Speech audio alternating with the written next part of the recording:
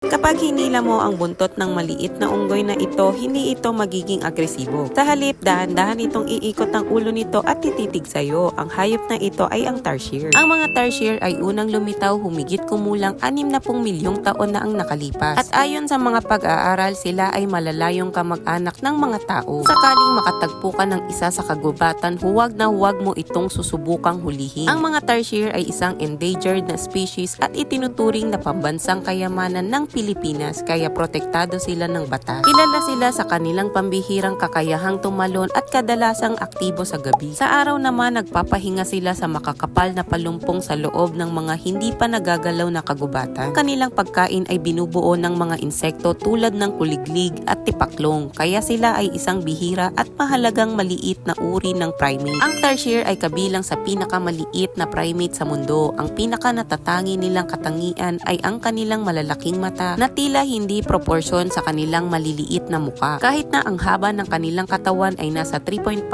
hanggang 4.7 pulgada lamang. Ang diametro ng bawat mata ay maaaring umabot ng halos 0.5 pulgada. Dahil dito, nagkakaroon sila ng napakahusay na paningin sa gabi.